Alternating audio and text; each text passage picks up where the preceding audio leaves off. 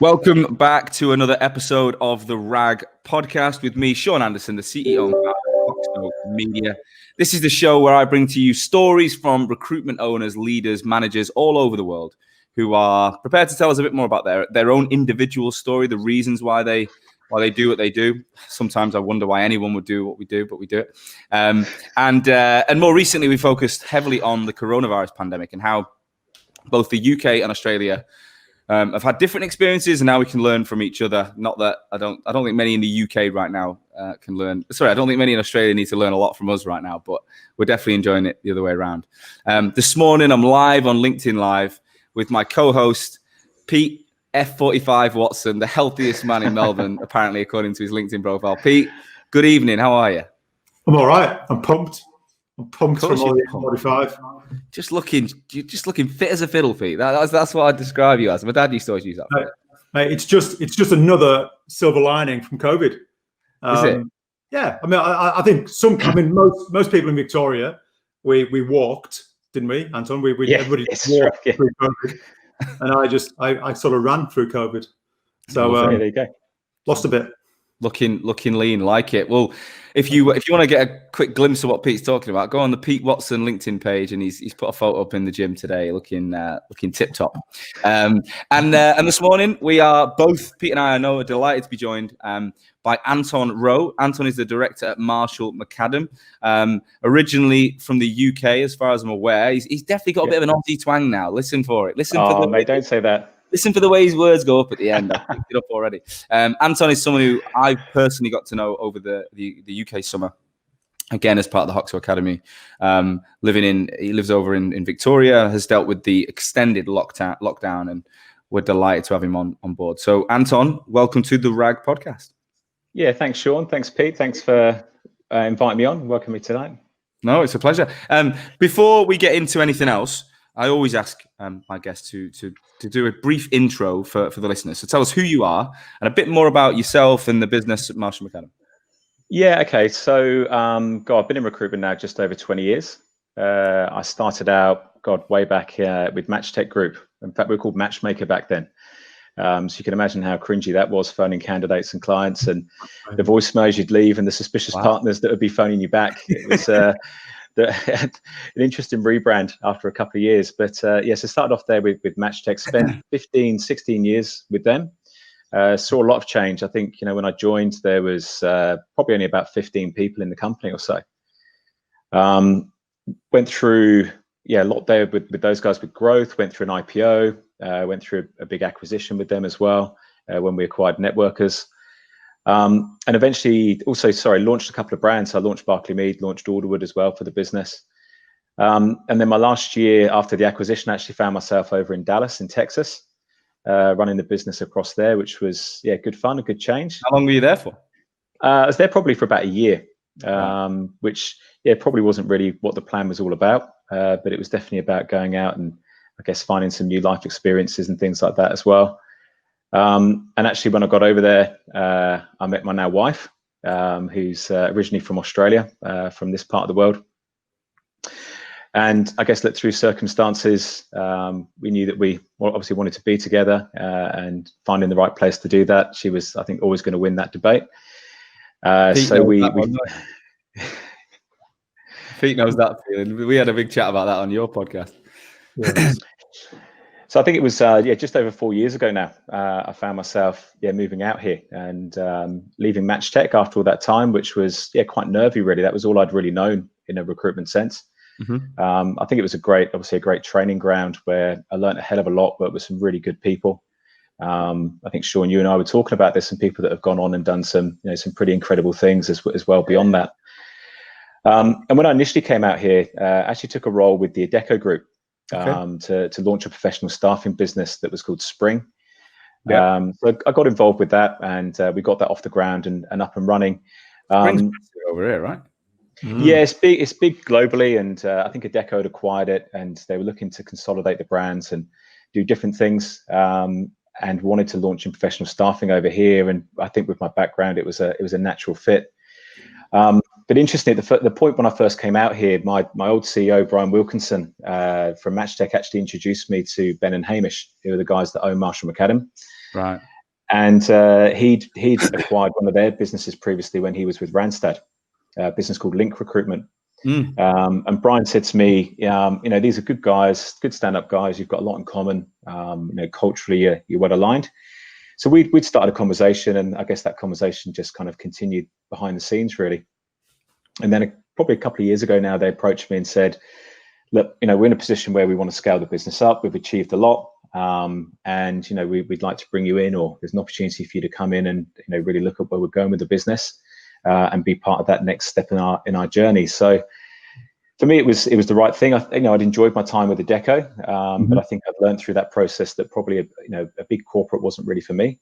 I like probably having a bit more autonomy and ownership around sort of owning and driving through change, and not necessarily kind of always thinking about the big corporate picture. I think that just wasn't really what I was cut out for. So I think it was a good match, and came into the business almost 2 years ago.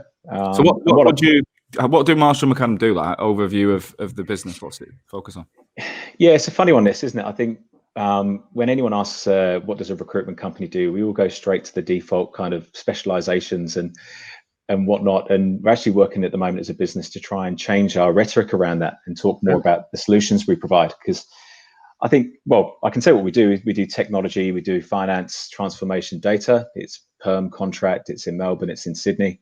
It's typically probably starting at about 100K through to about 300 would be most of the work we do. But I kind of find when you give that description, and again, you both speak to a lot of recruitment owners and whatnot, really all you're kind of describing is how you organize yourself. I don't think you're necessarily speaking to the services or solutions that you provide your clients, apart from just telling them what you've got in your books. So I think what we're going through at the moment is more of a kind of realignment around those services, and talking about the way that we provide, for example, leadership solutions for our clients, the way that we look at transformational projects, and the way that we provide specialist talent. So that's something we're working on, and maybe we'll get to that in a bit, but it's something that's definitely been born out of COVID, is an opportunity to kind of look at the business, look at the way that we, I guess, run our strategy and the way that we articulate that and engage with the market. Just wanting to be a bit different, and probably actually some of the stuff I took away from the Hoxo work, with the story brand there, where you talk about being the guide, and thinking, well, that's what we're here to be. We're here to be the guide, the professional guide company. 100%. And when we're going out and articulating to clients what we can do for them, or candidates, we should be more explicit about that, rather than saying, we do tech recruitment in Melbourne.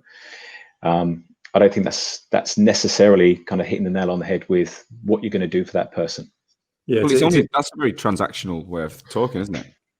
It is, and I think, and again, I wouldn't want to be disrespectful to anyone, but I think whenever you meet someone in recruitment and you say, what do you do? They go straight to accounting and finance, sales and marketing, FMCG, and they get descriptive immediately around that kind of that pigeonhole of where they exist.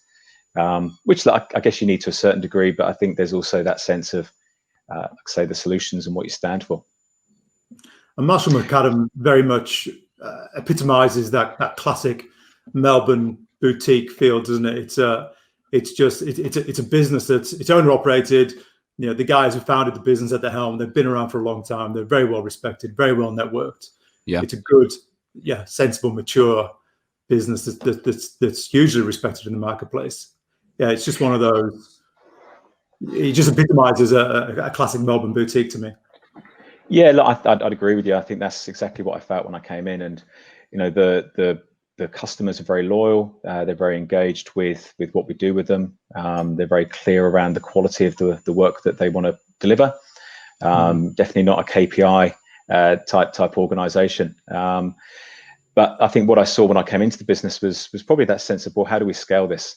Because essentially we've got, say, 15 people kind of working on their own islands, and doing a very good job and being good at what they do, but looking at, well, where's the consistency, and how do you then start to bring people into the business to where we can start to replicate some of the ways that we're working, and through that start to broaden out the customer base. So it's finding that balance between what's made the business really successful and then what we need to do with the business to start to take it forward again.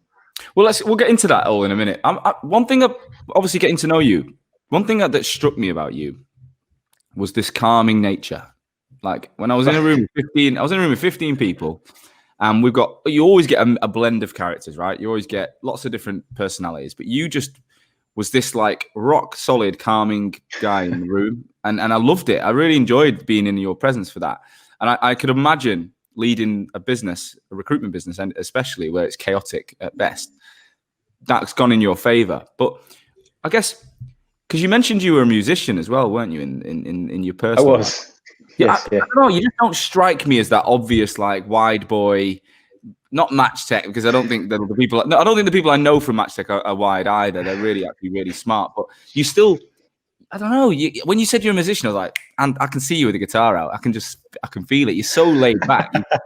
So how did that evolve for you? Like, how did your personality work as a recruiter with being so bloody laid back? Hang on, what was your instrument of choice, Anton? I reckon you were a bass player.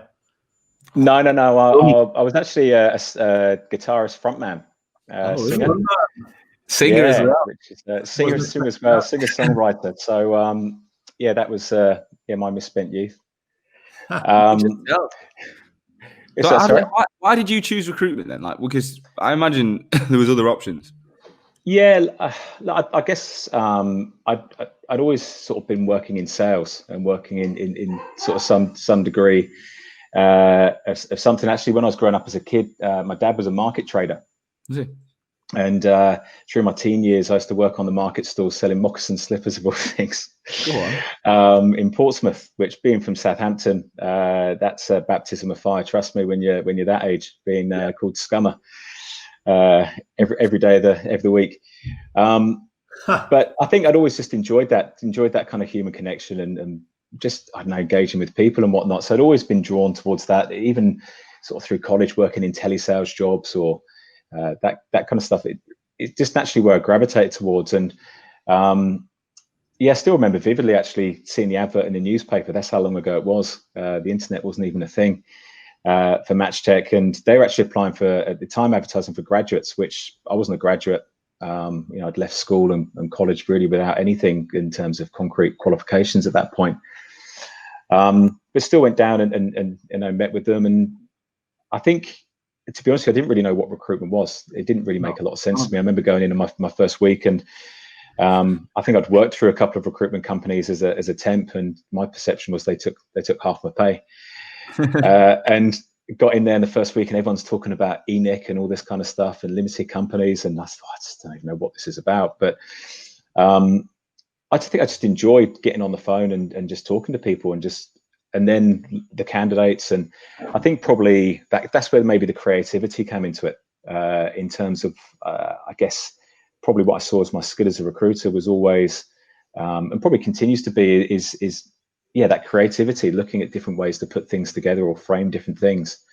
I've never been the recruiter that can just take a job through a portal, go off, run a search, get the candidates and put them across. That kind of interaction and talking with the client and understanding, really what they're looking to achieve. And same from a candidate perspective, what do they want from the role? And I guess maybe that's where it comes from. But it's funny, I think over the years when I've worked in recruitment, you find a lot of people come from a sports background. Mm-hmm.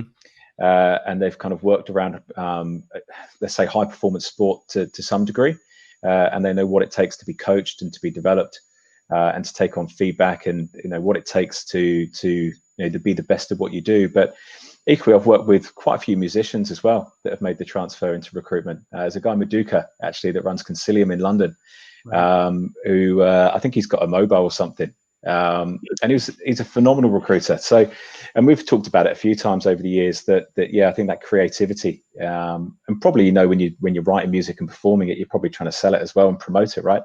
Yeah. So it's a natural kind of, I don't know, maybe it's not the most natural transition. We'll get onto that in a minute about creativity, because the way you adopted to the lockdown was remarkable, I think, especially working with us.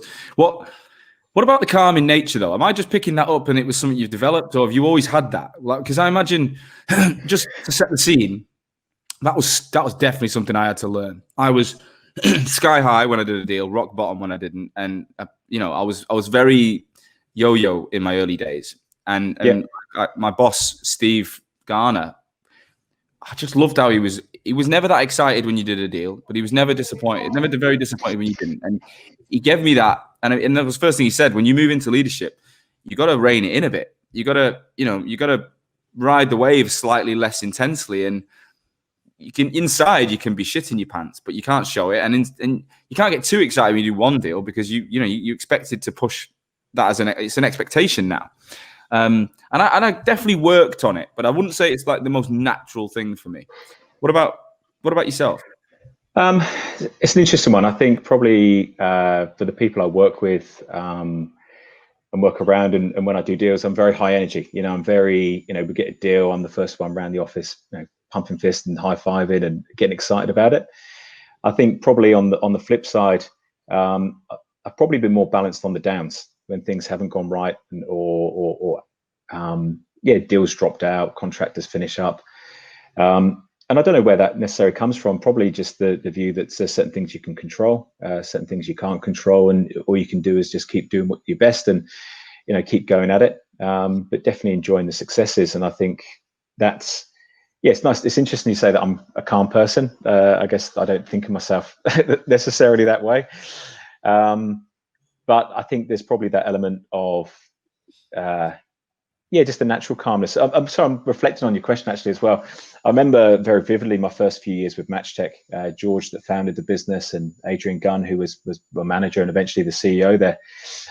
They were very good at keeping people grounded.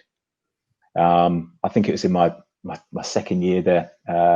My first year came off to a really good start. Second year, I think I ended up as top biller, probably billing close to, I don't know, £500,000 or something like that. And but they didn't blow any smoke up my backside. They didn't, chuck a nice shiny car at me or anything like that.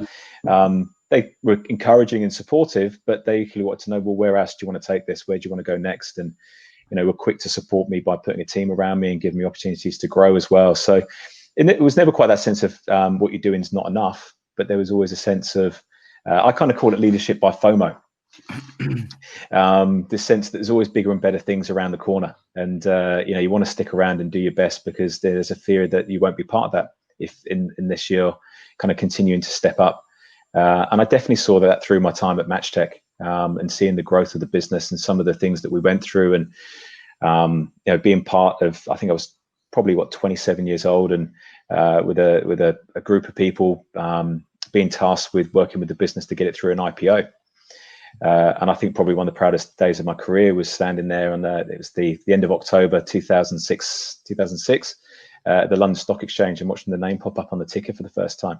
Wow. With the bunch of guys that I'd worked with for, say, 6 years or so, and knowing what we'd gone through to get the business to that point. So I think there was always a very much we celebrated our successes, but there was never a sense of getting too big for your boots. Yeah. In fact, I remember the day we floated, and George actually saying to the group, if any of you turn up with a Porsche, you're fired. It was being a bit tongue in cheek, but it was a kind of point of, that's not what this is about. It's not about being flash or anything. We've done well, but let's keep going. There's more that we can keep doing here as well. So maybe an element comes from that initial grounding.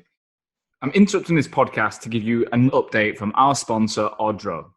The team at Odro have launched another feature in summer 2020, and it's going to be a game changer. This is going to massively change the way the recruitment agency market operates globally for the future. They've called it Odro Producer. This platform sits alongside the company's award-winning video interview opportunity, and gives you, the recruiter, the ability to create engaging, eye-catching video content ready to share in a matter of minutes. So you can record or upload a video, and then you can add banners, overlays, images, subtitles, logos, so that you can create these eye-catching videos that are built for LinkedIn.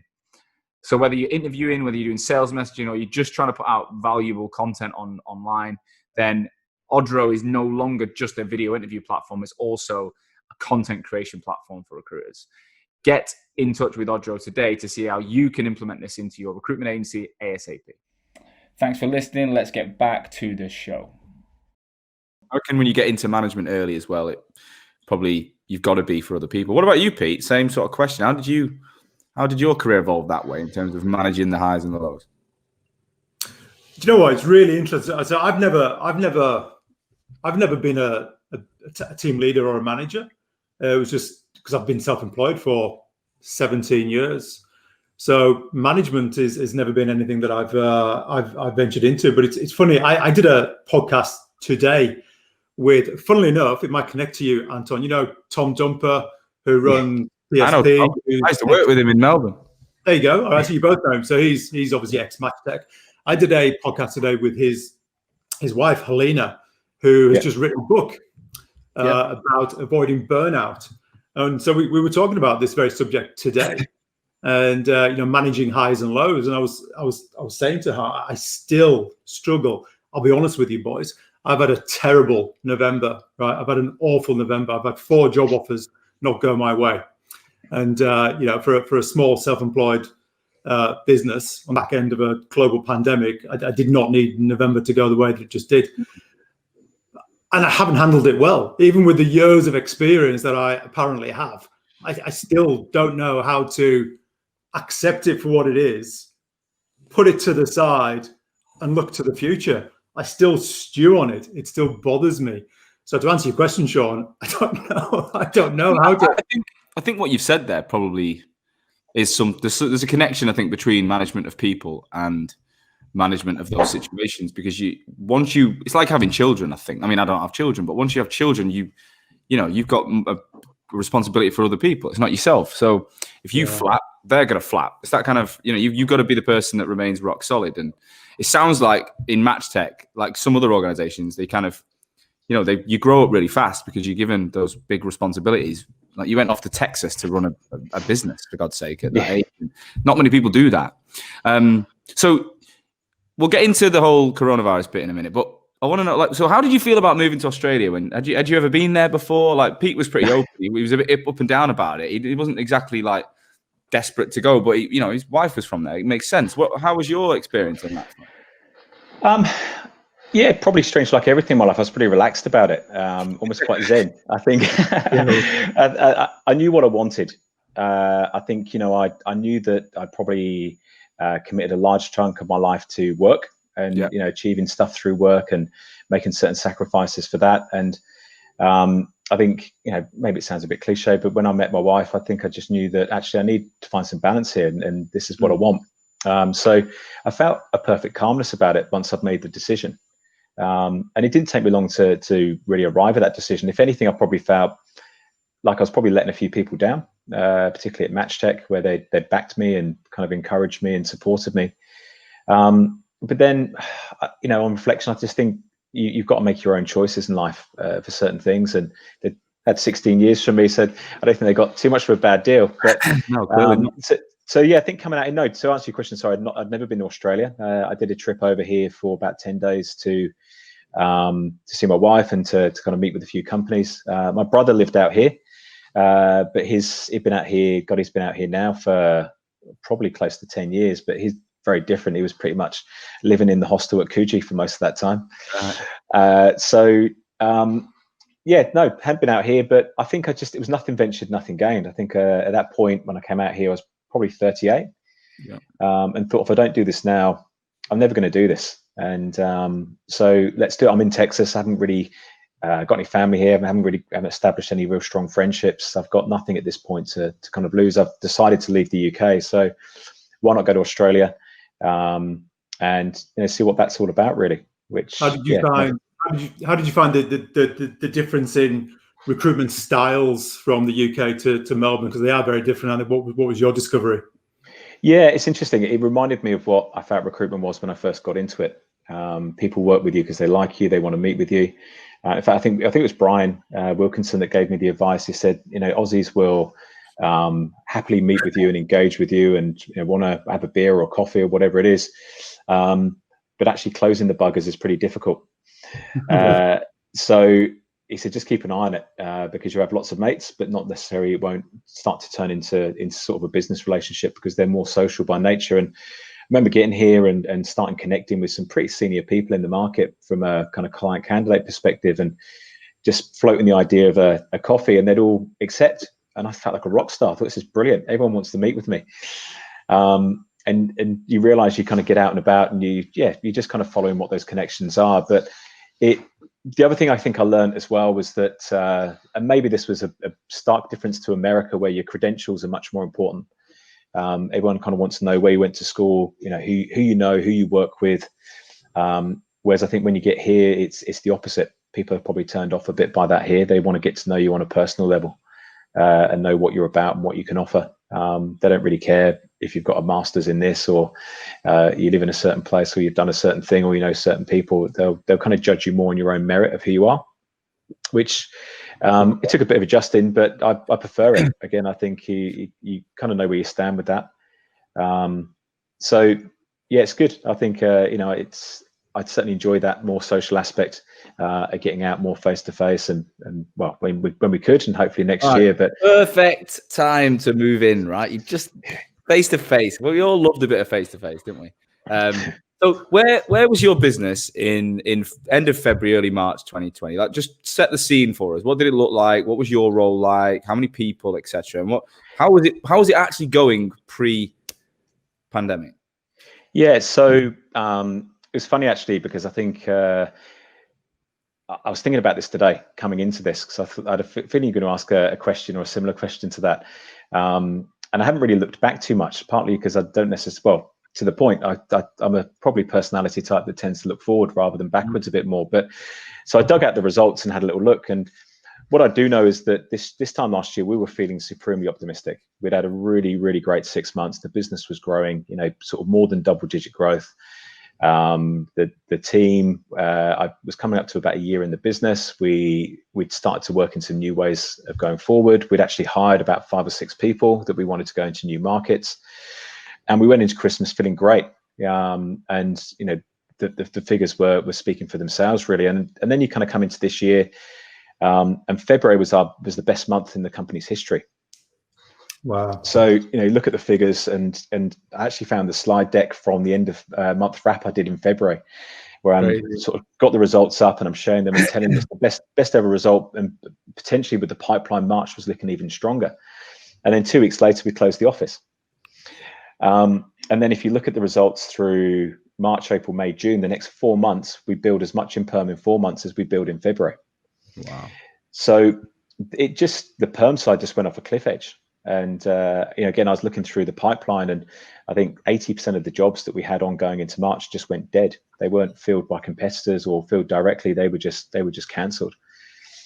So the business was, on the cusp of really starting to go forward, and everything we'd spent a year putting in place and planning and looking at the strategy and the way that we wanted to take things forward, and the investment we wanted to put in was there. It was on the cusp, ready just to accelerate from that point. So, I guess come middle of March, I think Ben and Hamish, I think they both phoned me up and said, look, that's what we're going to do about this. Let's start looking at this, and how we're going to go about it. And the unanimous decision really was we need to go hard, and we need to go deep quick.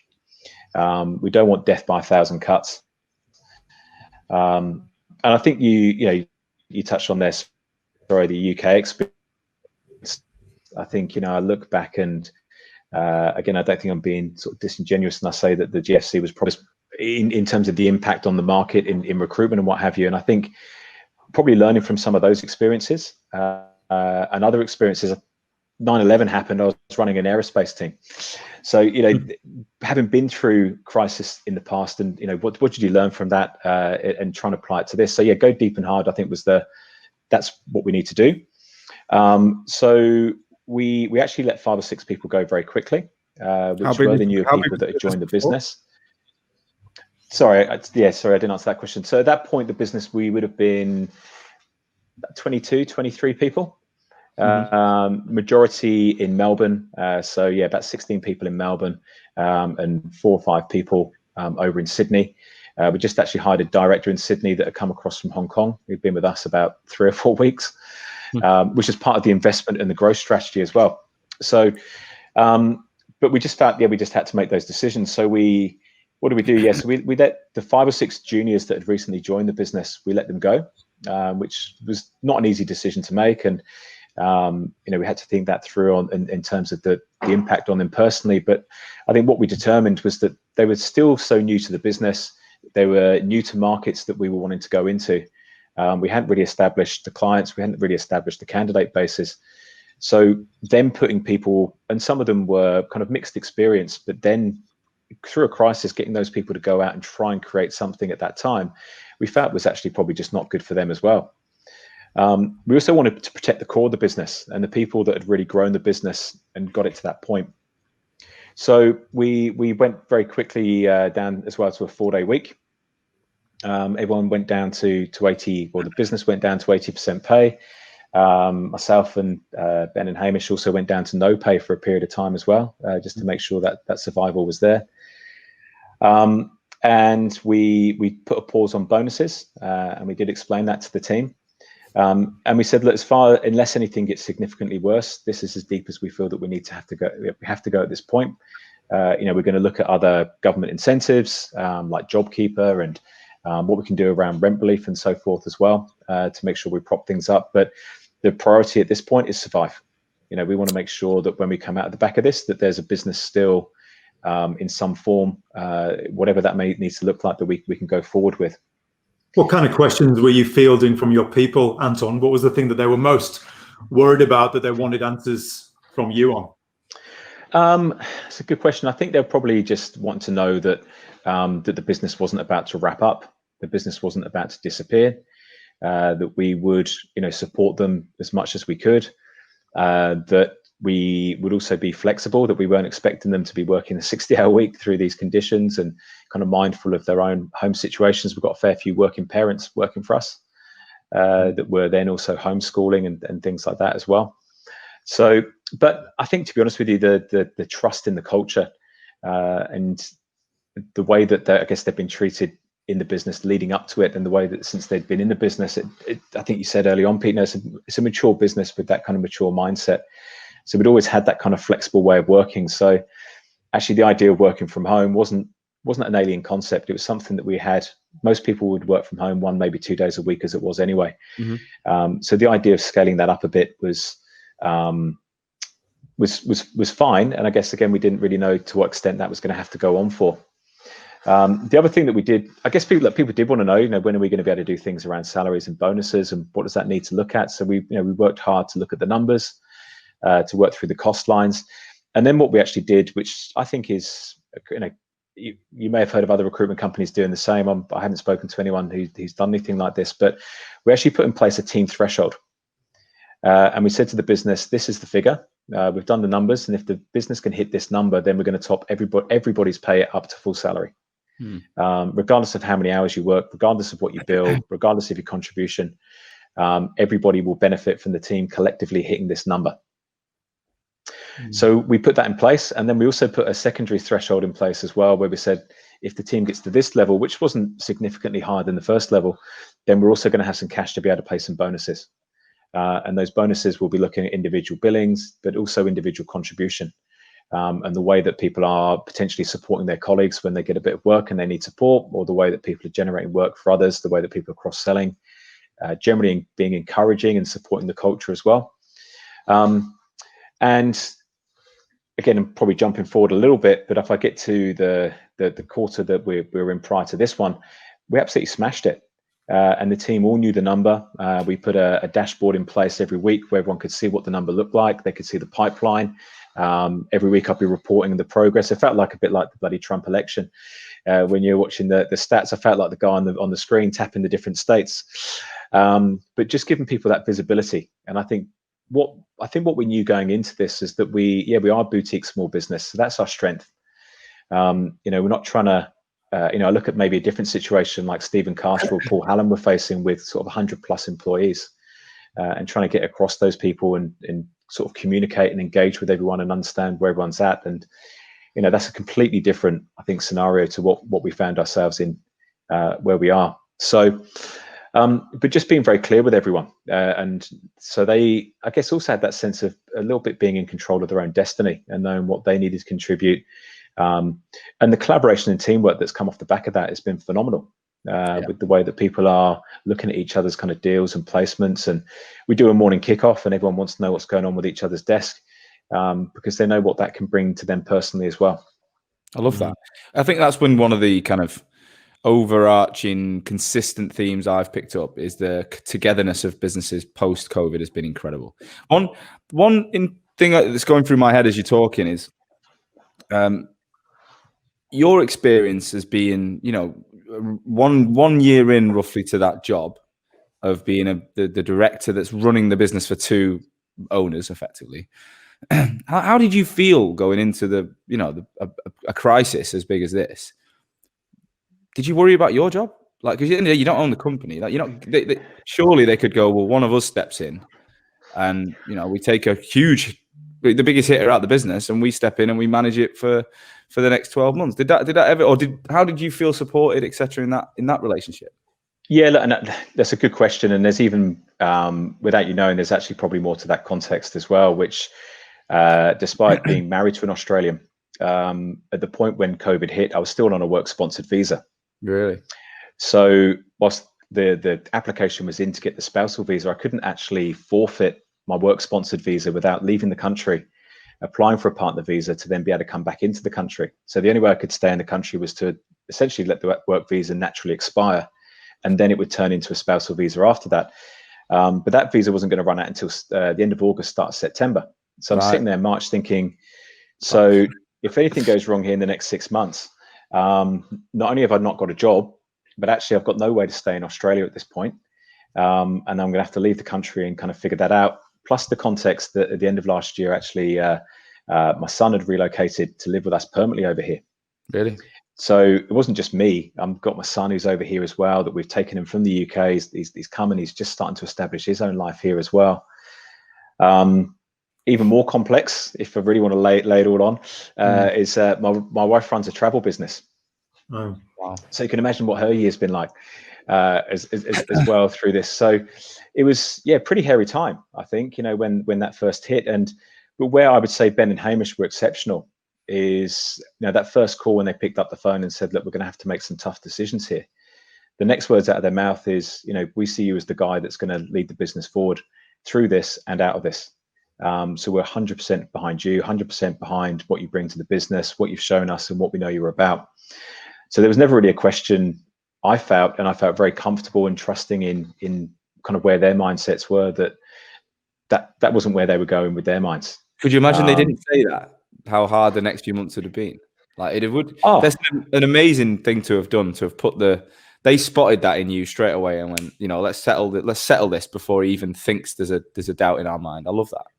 Exactly. And I think, that speaks volumes for the kind of people they are. And when I can probably talk about the wider culture in the business, I think that's how people felt as well. So, when we're then going out and talking to people about, the way that we're going to have to adjust their hours or their pay and this, that, and the other, we're being very explicit about what we're trying to do with the business, but also acknowledging that, there is uncertainty.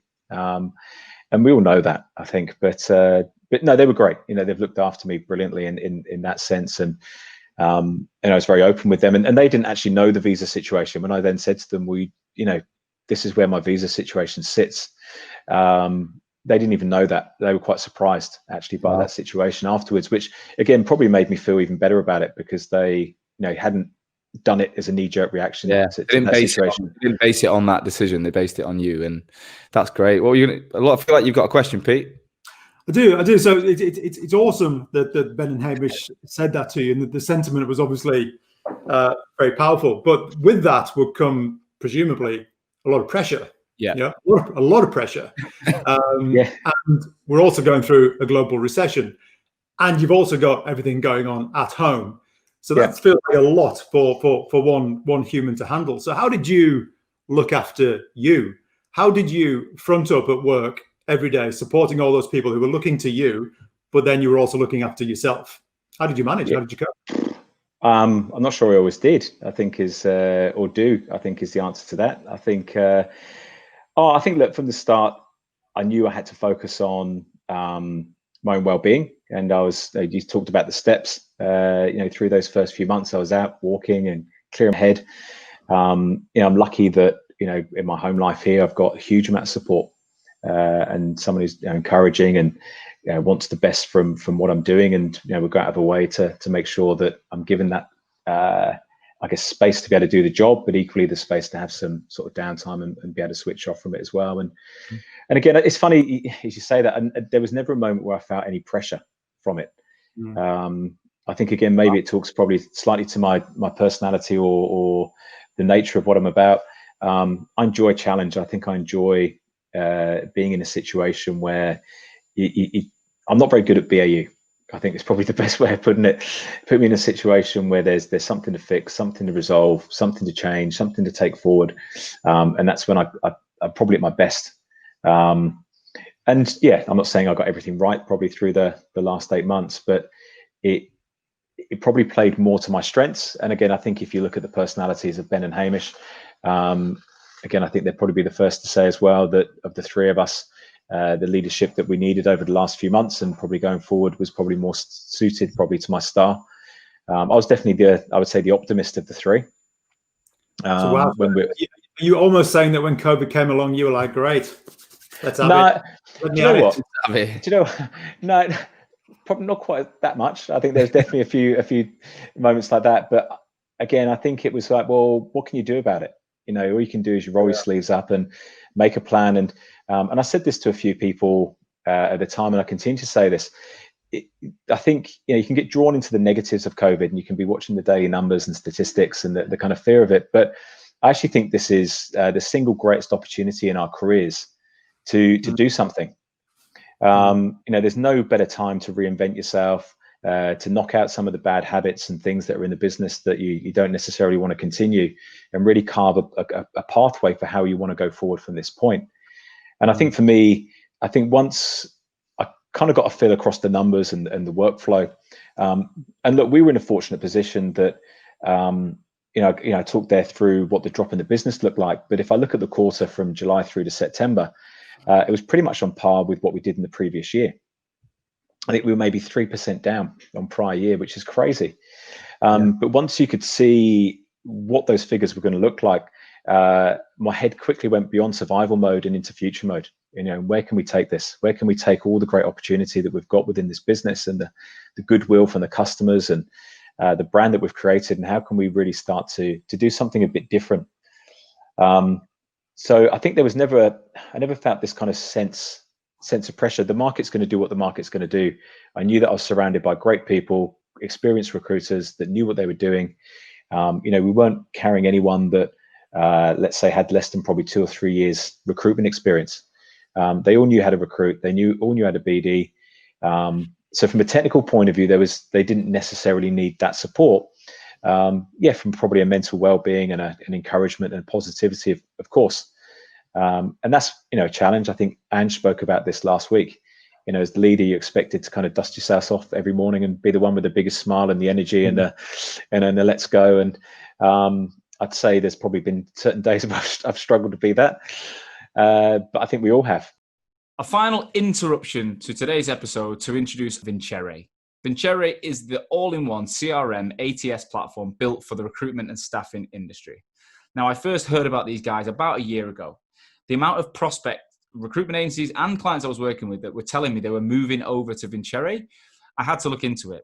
And what I found was a business that had a global reach with multiple offices around the world. So they've got this follow the sun methodology, which allows them to support recruitment businesses wherever you are and be in your time zone. But the technology that they've invested in is becoming a disruptor in the space. More and more recruitment businesses are doing this to give their recruiters a competitive advantage. They broke into the G2 Crowd's momentum grid as a market leader based on their reviews from their customers. So the agencies that are using this platform are raving about it. Now, if you're a RAG listener and you're thinking about changing CRM, or you're a new business looking to launch with a new CRM, then I would get in touch with these guys, because if you mention that you're a RAG listener, they're doing an amazing deal. By visiting www.vincere.io/RAG, you can get an exclusive deal which offers 2 months completely free on a 2-year commitment, or 3 months completely free on a 3-year commitment. This applies to all licenses that you've either signed up for now or that you'll add in the duration of the contract. So get on there and have a look. Finally, if you're listening and you're a recruiter and you're thinking, I want to move into a more of a business development role, and I'd like to keep hold of my recruitment knowledge. Well, these guys are recruiting for a BD person, well, multiple roles in both Sydney and London right now. So if you've got a strong recruitment background, you want to move into BD and you want to work for a fast moving tech business that's helping people like you right now, then get in touch via their website because they're hiring today. Back to the show. I'll be honest, I can be like rock bottom 1 minute before the meeting. And then, you know, you've got to turn. I've always had the ability to just face off to people. And then as soon as the Zoom goes off, I drop. Like I can feel my energy level just drop. I've done it on the academy. I've done it loads on the academy. Done it mainly with my team meetings. But I remember even in Venquis in London, I used to walk into the office, and some days I was like, I fucking don't want to be here. Like, I'm not right. I'm not ready for today. But as soon as I'd walk in, I'd overly be like, look, what have we got on the board? I used to say, oh, I can hear deal music. Can you hear the deal music? We're going to do it today. And people started getting like buzzing off it. And then it made me feel better. But it is a mental shift.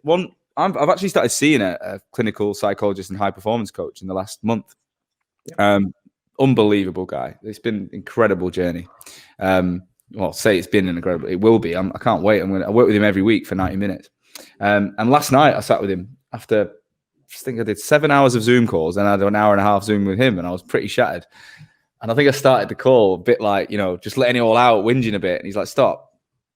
And he said, you know, the brain naturally moves towards negativity in it from a survival perspective. So, you know, cavemen, there's a snake.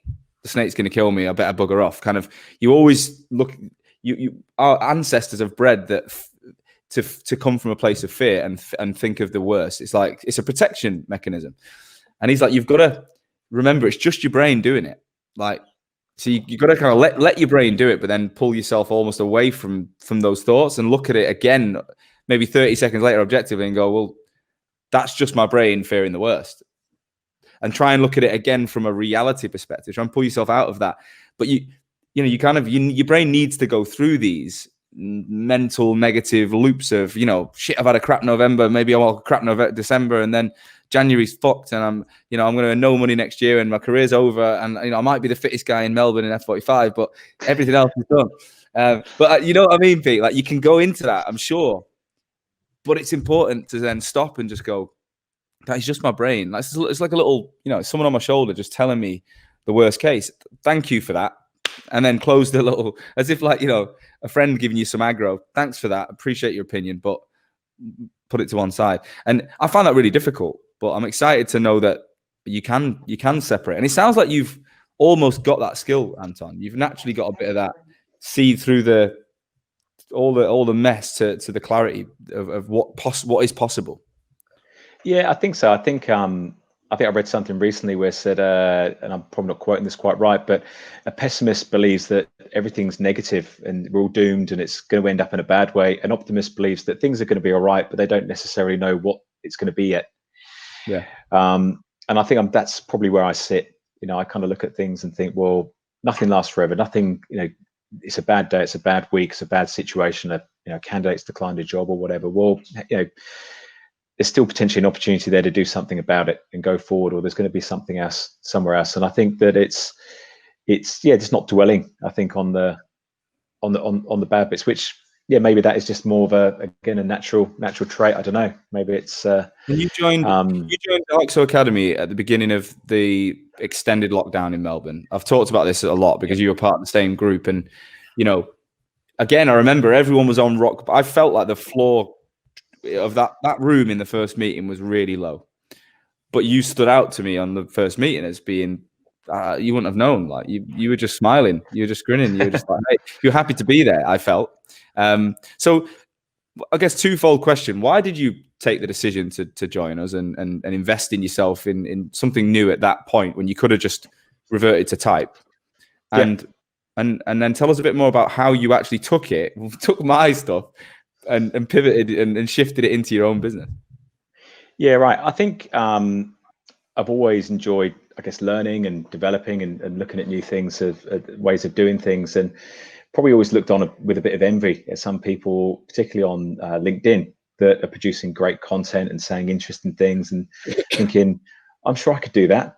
but I don't necessarily have the formula, or I don't have the plan in place to execute that. And like anything, it's a bit like a gym membership, isn't it? You give it a crack for a few days or a week or so, you don't necessarily see the results you want, and something else kind of catches your interest, and you kind of you flit off somewhere else. And so I think there was an aspect of that, but I also think that when I came into the Marshall McAdam business, I didn't really have a network in technology in Melbourne, which is really where the core of the business was sitting. I've kind of done across professional services and different bits and pieces, but nothing really in the market for exactly where the core offering was for the business. So when kind of March, April hit, and as a business we're saying, right, let's get on the phone and speak to the people that we know. And I'm looking at it and thinking, in our market, I don't really know a lot of people. I know a few people, but most of that's really been born off the back of the rest of the team or other people who are going to follow up with this. So when the opportunity came around, I think Pete shared it with us. I looked at it and thought, well, I can kill two birds with one stone here. I can start to learn some tools and techniques and ways to really start to put some of this in place and produce content and share content and get my creative fix and get some stuff out there as well. But equally, I've got an opportunity here I'm almost at a blank canvas. I remember the first session when and I use this all the time now when I talk to people. But if you could get everybody in a room that you want to speak to, who would be in the room? And I remember coming away from that and looking at LinkedIn and thinking, I've got about 4,000 connections, right? I did a search, first degree connections, and put in all the job titles, and it came up with about 200 matches. Yeah. And I just thought, right, well, it's on me. It's on me now to do something about it. And so I think that's what I came into the academy for, was actually my own contribution to the business, because I'm mindful of I'm asking the team to make BD calls and connect with clients and find out what's going on in their world. Yet I'm not necessarily able to do the same thing as them. So this was my kind of version of going out and being more present in the market and engaging in the market to lead by example with the team. Yeah. I'm not picking up the phone and speaking to someone I've known for 10 years, but it was still proactively going out and doing something about what we're up to, whilst also starting to kind of discover some sort of contemporary ways of doing that as well. And how do we take it and we spun it in the business? Well, we've got a few people in the business now that I call my early adopters, that we're starting to put some of this in place with, a small group, just to start to test it. And again, finding differences in the way that works, and it's taking some of the target audience stuff you do and maybe thinking, well, potentially they've got their kind of more client side and candidate side, and they're both on a different journey. So what different guide slightly do they need to be in that context, and how do we separate that? But what I also know from the stuff that we did around the content was we then found ourselves in a conversation with one of our clients, which was Dulux Group, which is a huge global brand, big brand in Australia. I think they're one of the most trusted brand in the Australian market. And they wanted to go through a process of hiring some pretty senior people into their team. But through the conversation, we'd start talking about EVP and what have you. They'd actually engaged with an organization to develop an EVP, and had all this great content, very clear about the culture and the message that they wanted to put out there. So I kind of took some of your stuff and rebadged it, put a bit of my own sprinkle on it, and put it in front of them and said, hey, why don't we do this for you? And off the back of that, we ended up as a 45-minute video, where we did a Q&A with members of the team about the culture, about what it was like to work there. I did a 20-odd minute interview with the CIO. We interviewed someone that had joined 2 weeks before, that we'd actually placed during COVID, to ask about their onboarding experience during COVID. And we packaged that all up. We had great engagement from the client, and we pushed it out through LinkedIn. And the engagement was phenomenal with it. But I think, yes, it was great to be able to put that solution in place for the client, and for them to see the outcome, and to be able to find some great talent for them. But equally, it was a great way to demonstrate to the team that there's a different way to do this. There's a different way to run a recruitment business, and some of the concepts and ideas that I think I've been putting out there around the solutions that I wanted to develop. This was the embodiment. This was a real example of not having to need a fancy brochure and a flash slide deck and all the other stuff to go out and sell a concept to a client. You could actually describe it and talk them through the experience and get them on board with it. So you were showing that creativity there as well. Because like of all the people that I've worked with now, there's what probably we're getting on for 400 if you include the recent like agency consultant level stuff we're doing. You're the first that's taken it and gone, how could I use this? I think like that to me shows a creative element that you've always had. You just didn't know how. You might not know how you're going to adopt it in the recruitment role, but it's wicked, mate. I was really proud of it. We also found out about Anton Roe, the family man, didn't we? And his penchant for gardening and jigsaws, and we're going to sneak behind the Roe household. Yeah, I think it's funny because particularly the two older kids, they're into TikTok and YouTube, and they haven't got Instagram or Facebook or anything like that. We're not quite that cool as parents. Yeah, but I guess they're socially engaged in that way. They kind of understand. Even my son's saying to me, I said, "Oh, this is going to do this recording tonight. It's going to be on YouTube," and he's buzzing. So it's funny, I think, with the kids, and they kind of know the content I'm putting up, and I'll talk to them about it, or I'll take a picture and say, right, this is going up on LinkedIn, and it's just part of it, right? It's the world that we live in now, and it's a tool that these kind of tools that they're going to need to be using when they come into the workplace. During COVID, I was doing these little I don't know what they call the little boards where you put messages. Yeah. And after 6 or 7 weeks, I felt like I must be starting to do everybody's head in. So to your point, Anton, I actually rolled out my 10-year-old, and I got him to hold up the board, and he got way more traction than I possibly did. Got like 200 likes or something. I think the key with this stuff, which I've talked about a lot, especially on the academy with you guys, is when you open up your life, it adds an extra level of personality to you as a professional, but without the other things, without the credibility of your track record, without the value, the knowledge you have of your industry, you are just a random guy on LinkedIn showing your kids gardening, right? Whereas I've looked at your stuff, Pete, and I've checked all the comments and all the likes, and it's recruitment owners and recruiters that are saying it, right? So,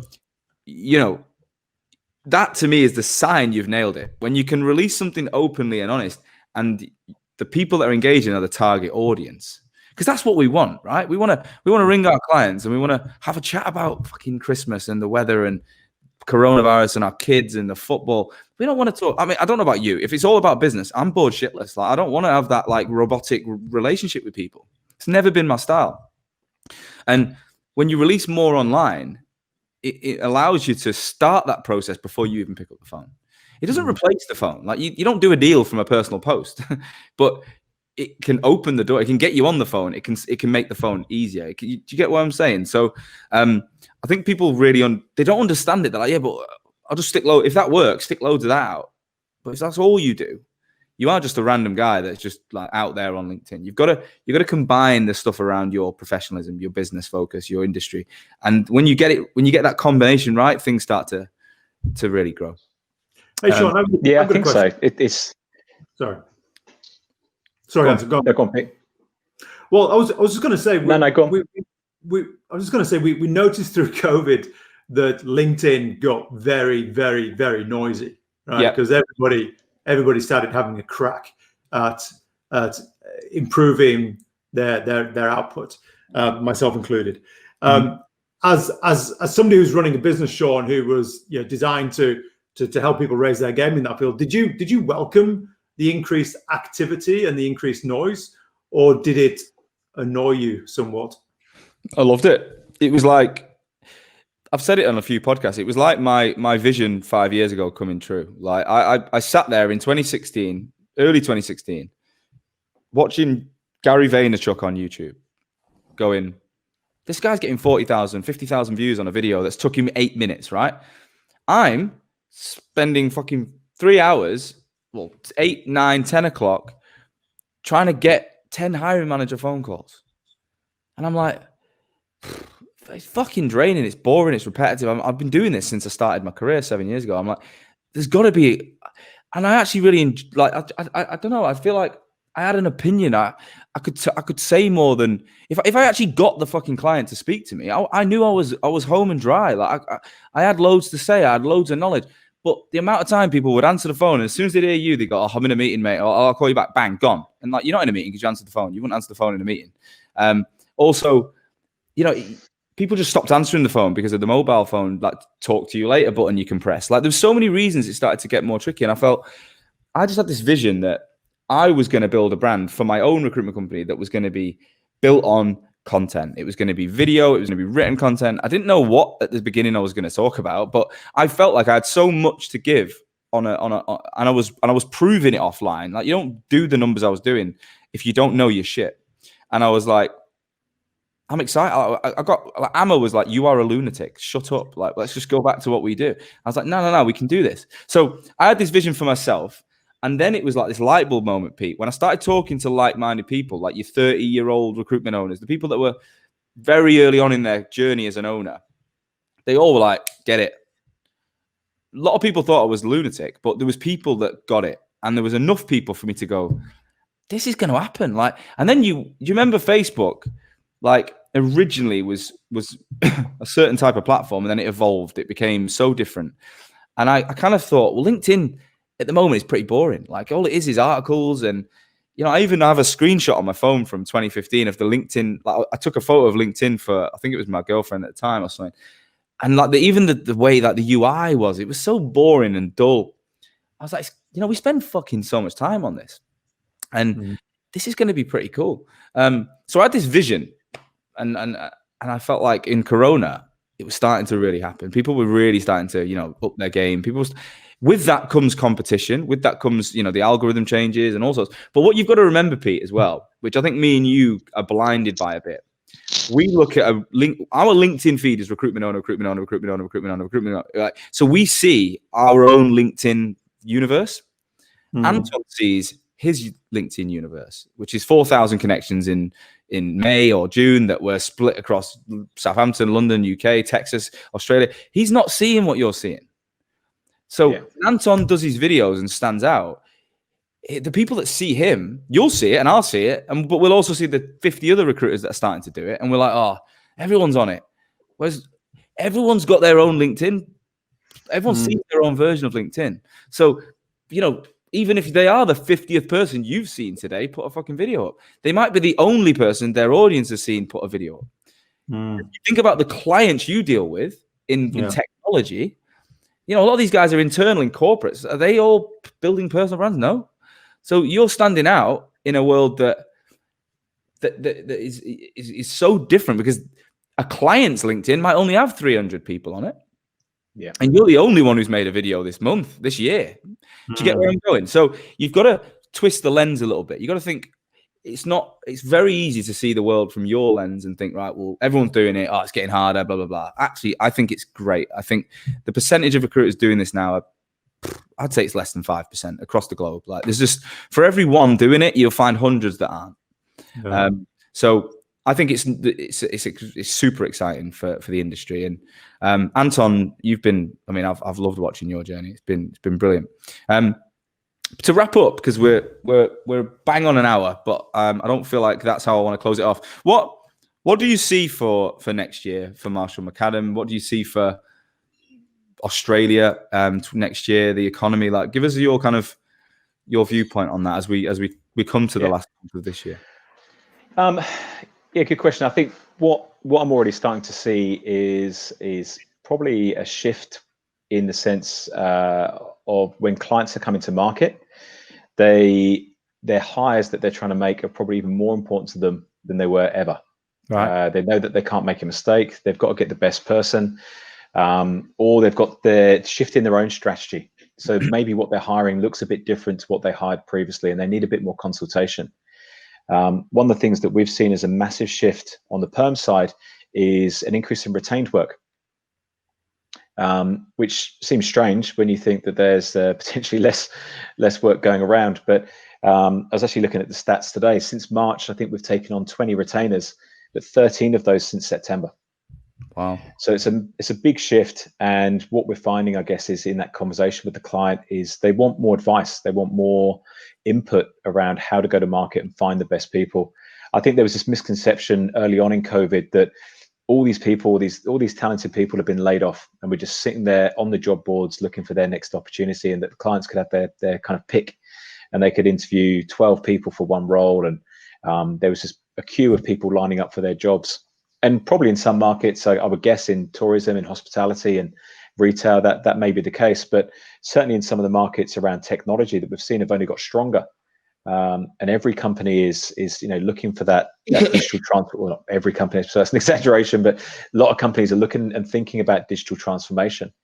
I read an article this week saying that the CIO will be the most powerful job in the organization for the next 5 years. Wow. Is the person tasked with transforming the organization, both in terms of their infrastructure, their go-to-market strategy around the way they engage with their market. I think one thing, and again, interested to get your thoughts on this as well, Pete, but kind of e-commerce is still emerging here in Australia. Amazon only opened just over a year ago, 18 months ago in Australia. Wow. When I got here and there was no Amazon Australia, it blew my mind. And I think I was reading a few weeks ago that prior to COVID, I think something like 8, maybe 9% of retail in Australia was done online. And there was a goal by 2025 that would get to sort of 15% plus.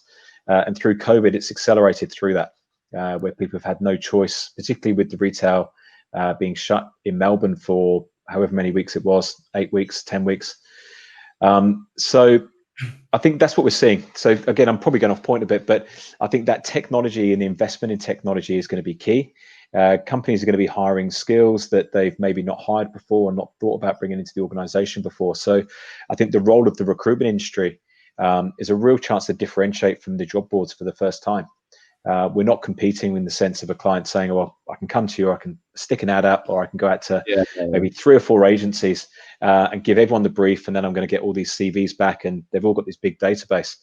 What we're finding is clients want a much more bespoke solution. They want to sit and really talk through the proposition, what they're trying to achieve, the kind of backgrounds and skills that people potentially have got that they want to bring to the table, and equally why they're an interesting organization to join.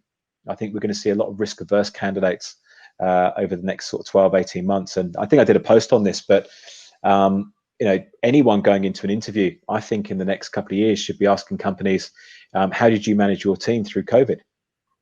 It's the real test of the culture. The proof's in the pudding, rather than companies kind of giving this hypothetical answer. And then on the flip side, talking to the candidates, what did you do in the last 12 months?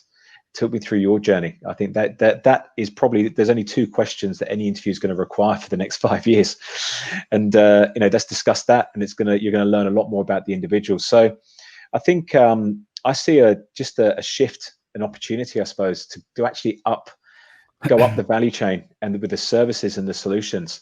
And I hope that the clients that we're engaging with get the value now of engaging with one recruiter rather than going out to many. And that may mean that in some situations we miss out because they choose to engage someone different to us. But I think I'd much rather be engaged with a client in a proper process where you're partnering up together. And I've even been speaking to clients recently about going out and getting them a spread of profiles to help them shape the person description. And coming back and putting them in front of them and saying, you've got different ends of the spectrum or different industries, and let's collaborate. And there's so much more openness to this. And I had one client even on Friday just saying, this hire is my biggest headache, my biggest problem right now. How can you help me through this process? And all I'm thinking is the guide and the brand story. It's exactly what's going through my head. And maybe I'm more attuned to it because of the stuff that we did through Hoxo. So maybe it's not the market; it's just a different mindset or lens that I'm looking through. I'd say what you're saying, I'm hearing over here as well. So I would say you're bang on point. I think if you look at what's happened with Debenhams and Arcadia Group this week in the UK going into administration, they were probably 2 of the brands that didn't shift 5 years ago to e-commerce at the pace that others did. The talk of Boohoo, Misguided, ASOS buying those stores, turning them into like digital stores and I saw the Kamani brothers yesterday, who own Boohoo, driving Rolls Royce through Manchester. They did not look disappointed right now. They look they look fucking buzzing to be in a Rolls Royce, and they like stopped me in the road for me and my dog where they didn't need to, and I checked. I was like, wow. I live literally opposite their office, and yeah, I think you're seeing some really interesting trends. I do think for the right with creativity, with passion, with drive, there's plenty of opportunity next year. Guys, we're out of time. Anton, I just want to say thank you. I'm sure. I hope you've enjoyed it. I've loved getting to know you anyway. But I always find when in an hour, when we can dedicate that time to someone, we learn a lot more. So thanks for being so open as well. Pete, anything you want to share? I'm just curious to know if the jigsaw actually got finished. Was it completed? Yeah, the picture was completed, Pete. You're not paying attention, mate. There's been another one since. Has there? How many jigsaws did do you know what? It was amazing. I've only done, actually I did 3, but it was amazing the number of people that started sending me pictures of their jigsaws that they completed, and then sharing, oh, look at this one, it's really good, it's great, I loved it. But it just opened up a whole different range of conversations. But Pete, if you want to manage your stress, mate, jigsaws are the way forward. When you just need to tune out for 5 minutes. You're not going to listen to a podcast, read a book, or watch TV, and you just want to go and just get in the zone and try and find that one piece. It's the competitiveness of the reward when you find that one piece you've been looking for, and your ability to just switch off from the rest of the world just for 5 minutes and walk away is magic. It's a magic moment. There you have it. Cope with the lockdown issues by a jigsaw puzzle. Look, thank you so much, Anton. No doubt we'll have you back on again in the future. Thanks again for giving us your time as well. Jump in that swimming pool, mate, and enjoy yourself tonight. And, I'll be doing the same, but it is literally just the pond outside. Guys, thank you for listening as always. Really, really appreciate giving us your attention. Hope you're enjoying this series that Pete and I are putting together for you every single week on a Thursday. Next week as well, very, very exciting. We're back again on Tuesday. I'm with Scott Parsons, the managing director of Forsyth Barnes, one of the fastest growing recruitment companies in the UK, headquartered in Nottingham. This guy invested in his office like ridiculous amount of money and investment, and then COVID hit. So it's really interesting. They've just moved back in. It looks like the shit, but how the hell has he dealt with that? We're talking about that on Tuesday, 2:30 actually on Tuesday. We're a little bit late. And then next Thursday, Pete, who we got lined up? We've got Paul Donovan, who's the regional director for Victoria for Bluefin Resources.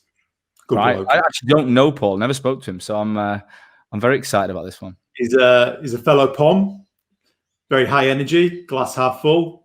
Got Bluefin through in Fair Fettle, so he'll have a good story.